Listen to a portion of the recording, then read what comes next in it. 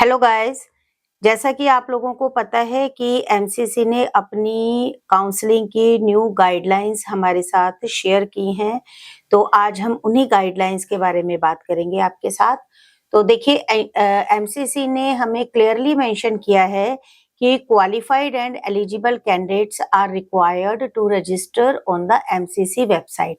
देखिए, आपको कोई भी अब आगे फर्दर कोई भी एक्ट करना है तो वो एमसीसी की वैलिड वेबसाइट यानी कि ऑफिशियल वेबसाइट पर ही, जो कि www.mcc.nic.in है, उस पर ही जाकर आपको कोई भी कम्युनिकेट करना है, यानी कि रजिस्ट्रेशन करेंगे या कुछ भी आपको काउंसलिंग से रिलेटेड वर्क करना है या कोई और इंफॉर्मेशन आपको लेनी है।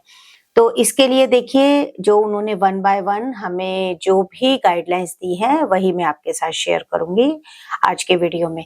तो सबसे फर्स्ट है जो उनकी गाइडलाइन है वो है all questions in the scheme of counselling are mandatory. आपसे जो जो पूछा जाए, जो जो कहा जाए, तो वो उन सबको आपको ढंग से उस पर अपनी इंफॉर्मेशन शेयर करनी है, इंफॉर्मेशन देनी है, और ये मैंडेटरी है, ऑप्शनल नहीं है। जो जो पूछा जाए एमसीसी की साइट पर आपसे रजिस्ट्रेशन के टाइम पर, काउंसलिंग के टाइम पर, वो आपको सब सारी इंफॉर्मेशन ढंग से देनी है। सेकंड जो गाइडलाइन है वो है कि कैंडिडेट्स जो अप्लाई कर रहे हैं काउंसलिंग के लिए, यानी जो पार्टिसिपेट कर रहे हैं, वो सबसे पहले अच्छे से रीड करेंगे, एग्री करेंगे और एक्सेप्ट करेंगे जो भी वो इंफॉर्मेशन देंगे। तो ये जो भी आपसे पूछा जाएगा, जैसे कि जो भी इंफॉर्मेशन आपसे ली जाएगी, उसमें ऑफलाइन का कोई रोल नहीं है। आपको सारी की सारी इंफॉर्मेशन ऑनलाइन ही देनी होगी। ऑनलाइन सबमिशन ऑफ एप्लीकेशन या रजिस्ट्रेशन फॉर्म होगा। तो अब बात करते हैं थर्ड की, कि एप्लीकेशन जो भी होगी आपकी वो हमेशा हर सिचुएशन में ऑनलाइन सबमिट होगी, और वेबसाइट आपको चूज करनी है www.mcc.nic.in, और कहीं पर भी आपको इंफॉर्मेशन यानी कि एप्लीकेशन फॉर्म अपना सबमिट नहीं करना है। फोर्थ आपकी जो गाइडलाइन है वो है candidates are further advise to fill the application form on their own. ये देखिए, ध्यान से सुनिए इसे, कि उन्हें अपना एप्लीकेशन फॉर्म खुद ही भरना है एमसीसी की वेबसाइट पर जाकर। किसी एजेंट या फिर किसी थर्ड पार्टी के थ्रू अप्लाई नहीं करना है। आप उनसे हेल्प ले सकते हैं। फॉर्म अगर आप अपना खुद भरेंगे तो इट विल बी गुड, क्योंकि आप जब अपनी आंखों से इंफॉर्मेशन देखेंगे या जो भी आप इंफॉर्मेशन उनके साथ शेयर कर रहे हैं, तो वो आप क्लियरली अच्छे से देखेंगे। तो ये इस वाली एडवाइजरी को आप ध्यान से अपने माइंड में रखिए। नेक्स्ट हम बात करते हैं, नेक्स्ट जो फिफ्थ गाइडलाइन है उसके अकॉर्डिंगली जो आपका एप्लीकेशन या रजिस्ट्रेशन फॉर्म आपके सबमिट होगा वो सिर्फ एक ही बार होगा, यानी कि वन टाइम। उसे आपको ऐसा नहीं है कि आपने more than one application form या registration form NEET UG counselling में फिल कर दिए हैं, तो ऐसी कंडीशन में आपको डिबार्ड कर दिया जाएगा नीट यूजी काउंसलिंग से। तो ध्यान रखिए, आपको आपका जो कैंडिडेचर है वो भी कैंसिल हो सकता है। तो आपको सिर्फ एक ही बार अपना जो काउंसलिंग में पार्टिसिपेट करना है, यानी एक ही एप्लीकेशन फॉर्म आपको फिल करना है। नेक्स्ट हमारा नंबर 6 है, इसे भी आप बहुत ध्यान से सुनेंगे।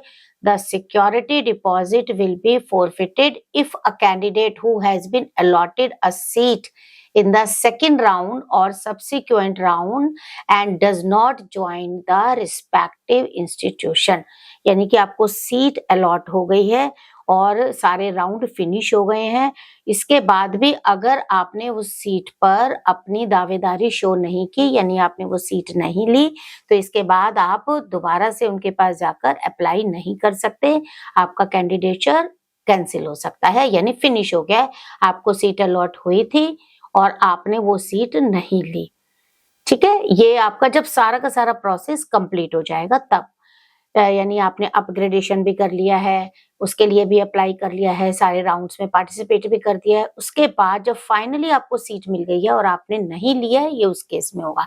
या एक केस और है कि अगर आपने रॉन्ग इंफॉर्मेशन दी है, यानी आपने अपनी डेट ऑफ बर्थ, नेम या किसी चीज से भी रिलेटेड रॉन्ग इंफॉर्मेशन उनके साथ शेयर की है at the time of registration, तो उस टाइम भी आपका कैंसिल हो सकता है, आप सीट नहीं ले पाएंगे। तो इसलिए जो भी डॉक्यूमेंट आप दे रहे हैं ओरिजिनल होने चाहिए, बिल्कुल राइट डॉक्यूमेंट होने चाहिए।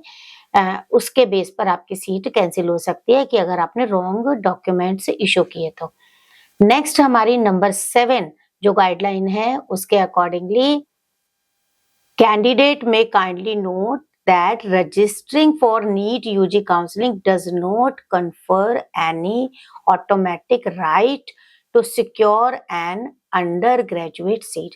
यानी कि आप रजिस्ट्रेशन कर रहे हैं तो रजिस्ट्रेशन करने का मतलब ये नहीं है कि आपको सीट मिलेगी ही मिलेगी।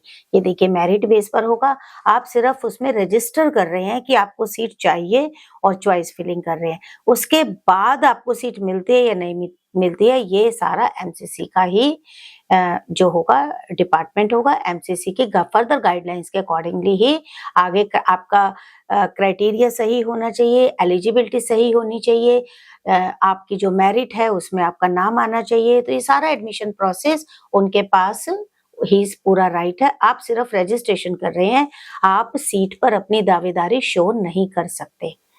नेक्स्ट है नंबर 8। देखिए ध्यान से सुनिए, ये सारे जो भी गाइडलाइंस उन्होंने एमसीसी ने दी है, अभी आपके पास टाइम है, अच्छे से गाइडलाइंस को पढ़िए और उसके बाद ही आप रजिस्ट्रेशन के प्रोसेस में जाइए। नंबर 8 पर है कि all the information field during the online submission of application या रजिस्ट्रेशन फॉर्म इज करेक्ट। सारी की सारी आपकी करेक्ट होनी चाहिए, आप गलत इंफॉर्मेशन नहीं दे सकते। और इसमें जो भी डॉक्यूमेंट आपको कहा जाए वो सेल्फ अटेस्टेड यानी सेल्फ सर्टिफाइड होनी चाहिए और इसमें कोई भी आपकी बात बाद में नहीं सुनी जाएगी कि आपसे गलती हो गई। तो इसलिए रजिस्ट्रेशन बहुत ध्यान से करिए। नेक्स्ट है नंबर 9 कि एमसीसी डज नॉट चेंज या एडिट या मॉडिफाई ऑल्टर एनी इंफॉर्मेशन। यानी कि आपकी जो भी इंफॉर्मेशन है आप जो फिल कर देते हैं उसमें कोई भी एडिट नहीं होगा, ना कोई चेंज आप कर सकते। जैसे कि फॉर एग्जांपल आपका नेम है, डेट ऑफ बर्थ है, कैटेगरी है, कॉन्टैक्ट डिटेल्स हैं यानी कि आपका फोन नंबर, आपका ईमेल आईडी, तो ये सारी आपका एड्रेस, ये सारी की सारी इंफॉर्मेशन ये आपका ऑनलाइन सबमिशन जब आप करेंगे एप्लीकेशन या रजिस्ट्रेशन फॉर्म का तो वो हर सिचुएशन में कोई भी सर्कमस्टांसिस हो आपको डाटा जो होगा वो ठीक से फिल करना होगा। आप एक बार डाटा भरिए और उसे 2 बार रीचेक करिए। इसके बाद नेक्स्ट नंबर 10 पर आते हैं कि जो भी एलिजिबिलिटी कंडीशन होगी वो उनके नॉर्म्स पर पूरी होनी चाहिए। जैसे कि जिन्होंने अंडरटेकन स्टडी की हो, for example physics, chemistry, biology या बायोटेक्नोलॉजी अलोंग विद इंग्लिश या एडिशनल सब्जेक्ट, जो भी पासिंग क्लास आपकी है 12th है उसमें जो भी आपने क्या वो ली है एजुकेशन ली है वो रिकॉग्नाइज होनी चाहिए, किसी रिकॉग्नाइज्ड बोर्ड से ही होनी चाहिए। तो इसमें देखिए आपको जो भी आपकी एजुकेशनल क्वालिफिकेशन है उनके अकॉर्डिंगली जो कि आपके एमबीबीएस या फिर कोई भी मेडिकल डिग्री के लिए चाहिए वो पूरी होनी चाहिए। इसलिए अपनी एलिजिबिलिटी कंडीशन जो है वो अच्छे से चेक कर लीजिए, तभी आप अप्लाई कर सकते हैं, तभी आपको सीट के लिए आप अपनी दावेदारी शो कर सकते हैं। नेक्स्ट आता है हमारा नंबर 11। तो इसमें जो भी आपको स्टाइपेंड मिलेगा या फिर फी स्ट्रक्चर जो भी आपका होगा या फिर कोर्स ड्यूरेशन, बॉन्ड अमाउंट, ये कुछ इंफॉर्मेशन है जो उन्होंने अपने पास रखी है। जो भी जैसे bond amount, rendering of services in rural या ट्राइबल एरिया या अदर कंडीशंस जो भी उनके अकॉर्डिंगली होगी वो मेडिकल कॉलेज जो आपको अलॉट होगा उनके ही अकॉर्डिंग माना जाएगा। इसके लिए आपको एग्री करना पड़ेगा, जो भी वो अपनी शर्तें अपनी डिमांड आपके सामने रखते हैं तो इनकी साइट पर जाइए और अच्छे से पढ़ लीजिए कि कॉलेज की वेबसाइट पर आपको पूरी डिटेल सही मिलेगी, इधर उधर से पता मत करिए। तो ये जैसे कि या फिर आप कॉलेज अथॉरिटी को भी कांटेक्ट कर सकते हैं कोई भी आपकी क्वेरी हो तो तभी आप उस कॉलेज को, अगर आप उसकी सारी की सारी डिमांड को एग्री करते हैं तभी आप उसको अपनी चॉइस में फिल करिए उस कॉलेज को। अगर आपको उसके किसी भी एक एक्ट से प्रॉब्लम है तो उसको अपनी चॉइस में मत लीजिए, क्योंकि आपको उनके अकॉर्डिंग ही वो जो है अपनी सेवाएं हैं वो देनी होंगी। ठीक है, अगर उन्होंने कहा है कि आपको 1 साल रूरल एरिया में काम करना पड़ेगा तो आपको करना पड़ेगा। आप अपनी तरफ से शर्तें नहीं रख सकते। तो आप चॉइस फिलिंग के टाइम पर बहुत ध्यान से उसके बारे में, कॉलेज के बारे में, उसके नॉर्म्स के बारे में पढ़िए और अच्छे तरीके से तभी आप चॉइस फिल करिए। नेक्स्ट आते हैं हम number 12। Candidates are advised to confirm their eligibility या डोमिसाइल स्टेटस। आप जिस स्टेटस के अंदर जा रहे हैं, यानी कि आप 15% कोटे में जा रहे हैं या 85% कोटे में जा रहे हैं, तो जो भी आपकी हैं, जो भी आप जिस कोटा के अंदर जा रहे हैं, तो वो सारे के सारे जो भी डॉक्यूमेंट आपसे चाहते हैं, वो सारे के सारे डॉक्यूमेंट्स आपके कंप्लीट होने चाहिए, आपके पास होना चाहिए डोमिसाइल। नेक्स्ट है नंबर 13।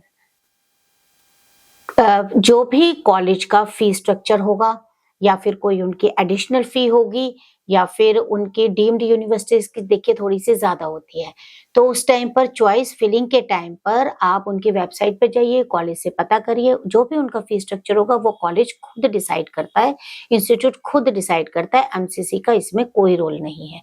तो आप अपनी चॉइस जो फिल करेंगे, एमसीसी या डीजीएचएस, इसके कोई रिस्पॉन्सिबिलिटी नहीं लेंगे। आप जो भी चॉइस फिल करेंगे तो उसके बारे में पूरी डिटेल लेकर तभी फिल करिए। नेक्स्ट आता है नंबर 14।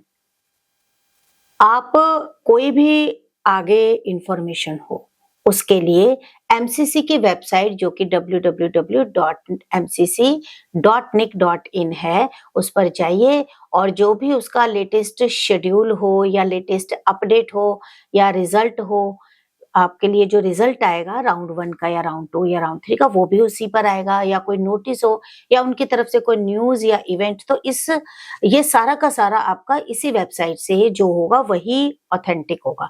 तो आप लगातार इस साइट पर टच में रहिए, इधर उधर से पता करके फालतू के र्यूमर में आप ना आए।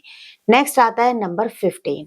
देखिए एमसीसी, डीजीएचएस, ये reserve its absolute right to alter, amend, modify और apply any or some of the instruction.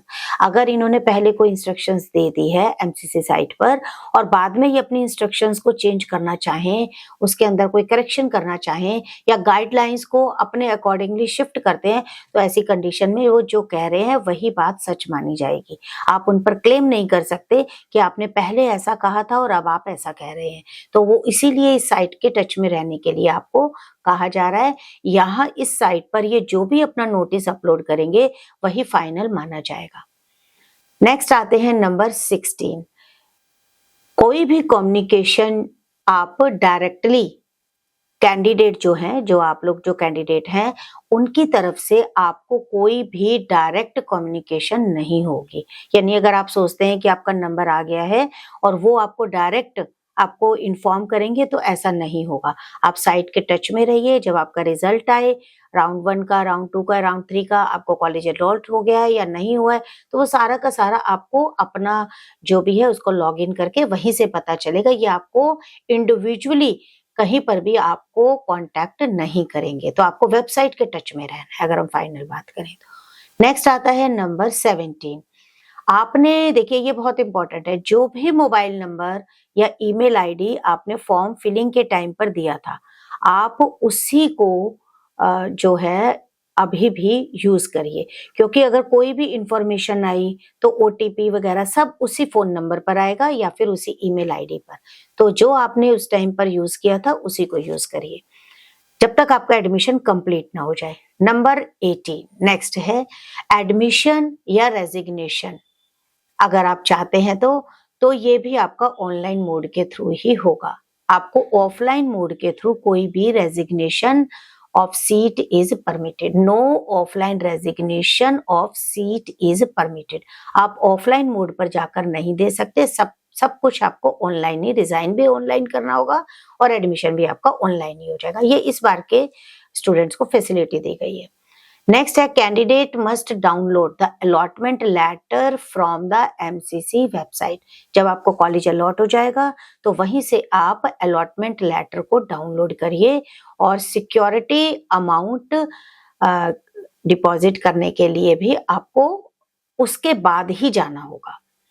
ठीक है, उसके बाद ही आप सिक्योरिटी अमाउंट जो भी कॉलेज में, मतलब कहने का मतलब ये है कि आपको जब एक बार कॉलेज अलॉट हो जाएगा, आपको पसंद है, तब आप फिजिकली जाइए कॉलेज में और सारे के सारे जो भी आपका एडमिशन के लिए जो भी उनकी रिक्वायरमेंट है वो कंप्लीट करिए।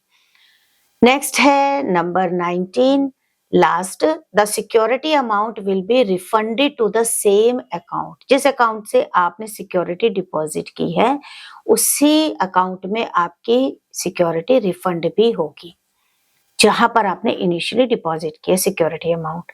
तो देखिए ये जो गाइडलाइंस हैं जो हमें एमसीसी ने शेयर की हैं, ये मैंने आपको बिल्कुल इजी लैंग्वेज में समझा दी हैं और इसमें देखिए डिटेल्ड फॉर्म है, आप चाहें तो पढ़ना चाहते हैं तो पढ़िए, वरना जो भी उन्होंने कहा है वो मैंने आपको इजी लैंग्वेज में क्लियर कर दिया है। अगर आपको लगता है कि ये नॉलेज आपके लिए बेनिफिशियल है तो इसे और कैंडिडेट्स के साथ शेयर करिए ताकि आपके साथ साथ उन्हें भी बेनिफिट हो।